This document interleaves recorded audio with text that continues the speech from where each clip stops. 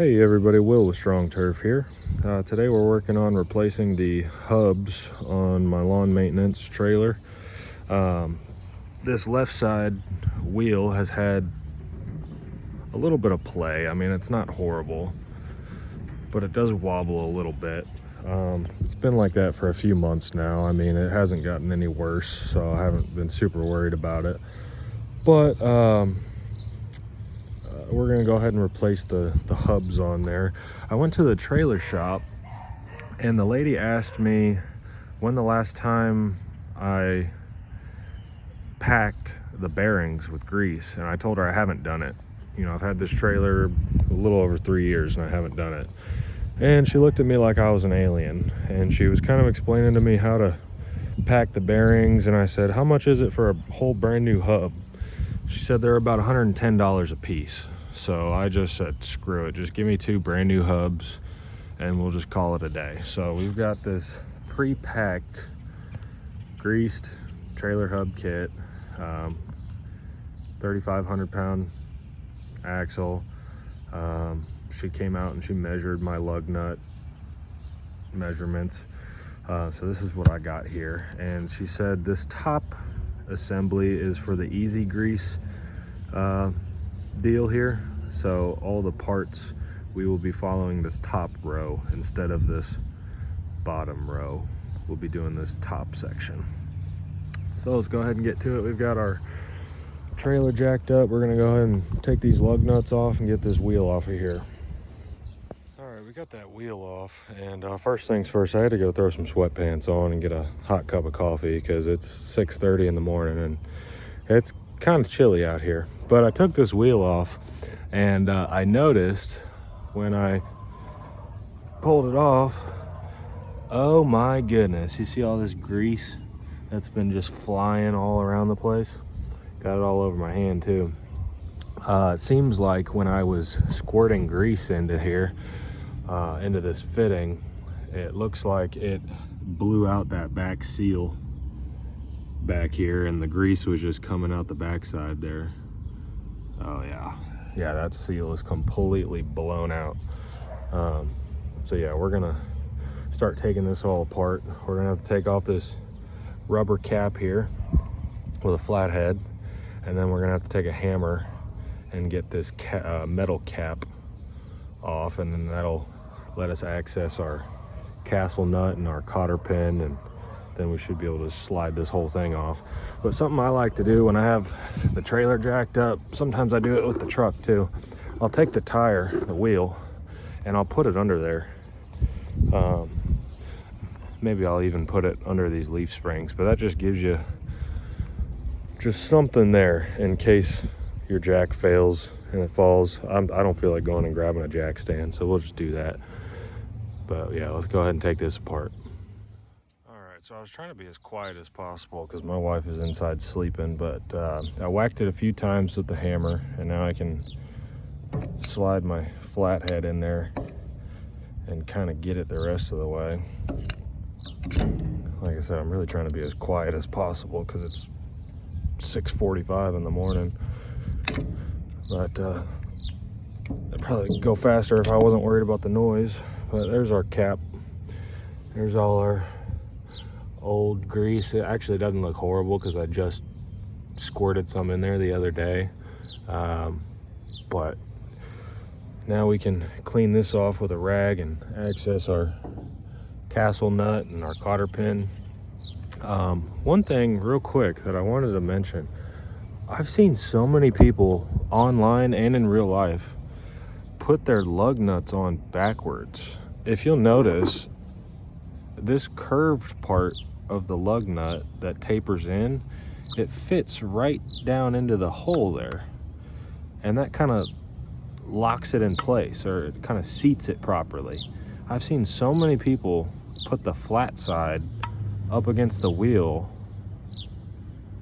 and the whole wheel is just wobbling around because it's not centered, it's not seated on those studs. So make sure you're putting your lug nuts on the right way. I've seen that so many times and it drives me crazy. But we're gonna get this cleaned up real quick. All right, let's see what we're working with here.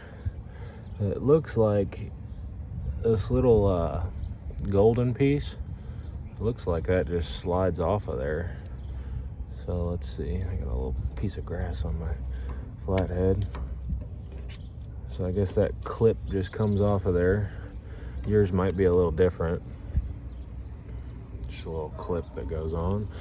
We'll put that to the side. Now I don't know if I even see a cotter pin. And this castle nut is just coming off by hand. It was probably loose, which is why I had all that play in the wheel. And you know the funny part, I got a glove sitting right next to me, but I'm not using it. So I'll take that castle nut off. And I believe this whole thing should just slide off now. I believe. So let me clean off my hands and try not to get my phone all greasy. All right, let's see if we can just slide this baby off. Oh yeah, nice and easy. Just came right out. Now you'll probably have some bearings and things that will fall. You're also gonna have a washer on the very outside part, the part that was right here. So make sure you save that washer just in case your kit doesn't come with a new one.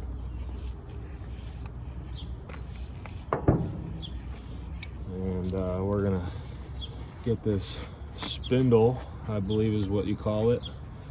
We're gonna get that nice and cleaned up and get our new one out of the box.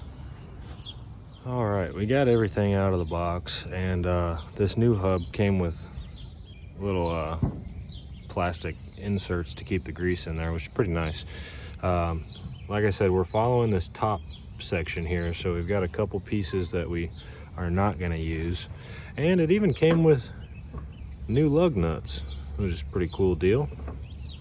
And here's a cotter pin that I didn't have on my other one. I don't know why there wasn't a cotter pin, but we got all our parts lined up here. So we got the grease cap, hub cap, I guess you would call that little gold clip. Got our castle nut, washer, cotter pin, and all this stuff here, this outside bearing and the inside bearing and this back bushing are all on the hub. So we'll just kind of put everything back together backwards like we took it off, and which I guess means we'll start with the hub. All right, so I'm gonna use two hands and hold my thumbs right here just so I don't push these bearings out the front. But we're just gonna slide this baby on there.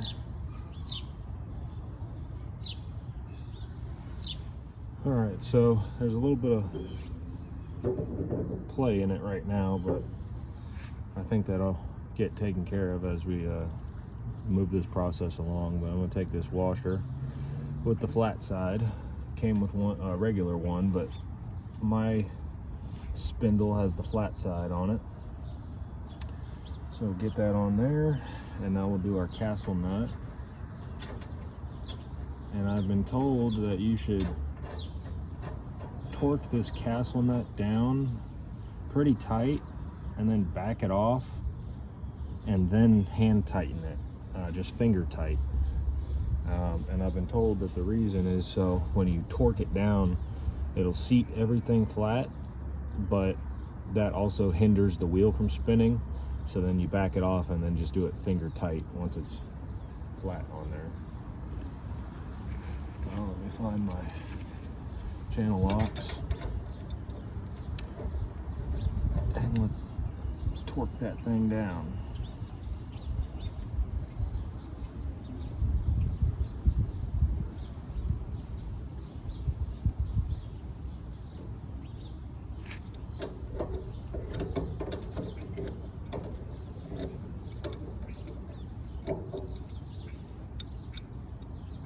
Oh yeah, then now there's no play in it. Now that I got that castle nut tightened down. And we'll just get it real tight. I was told online that if you have a torque wrench, you could torque this to 40 to 50 foot-pounds. But I don't have a torque wrench. So I think that's plenty tight. Now we'll back it off.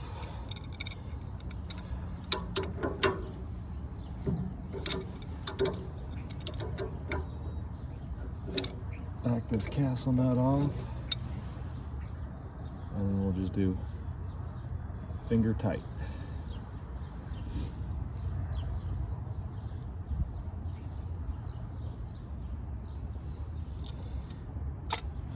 And now there's no hole for a cotter pin, so I guess I'm just not going to use it. But now we'll put that gold clip back on there where it needs to go. No, I guess this is our cotter pin. Let me just double check. I'm pretty positive there's not a hole for a cotter pin. I'm like 99% sure. We'll get this clip on here somehow.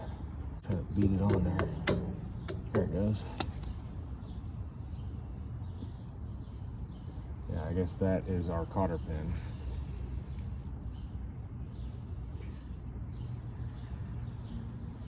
All right, and now we'll put our dust cap on there. And I am going to get a block of wood and put that block of wood right there before I hit on this thing with the hammer.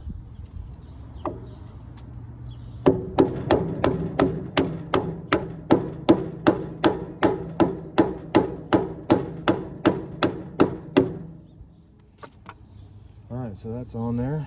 And now we're gonna take our grease gun and fill it up with grease the rest of the way before we put this dust cap on.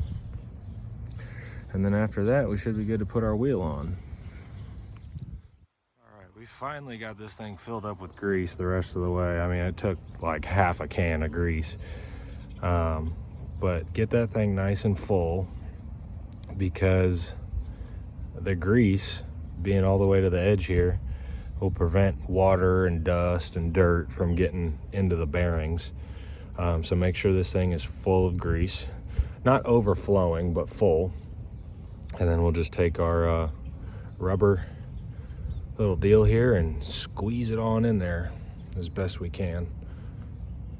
Oh, maybe I can do it with one hand. Nice. Thought I was gonna need two. But we'll just make sure this is nice and clean, because you know, it's the lawn maintenance trailer, so any grease that's left over, we're gonna have leaves and grass and stuff stuck to it.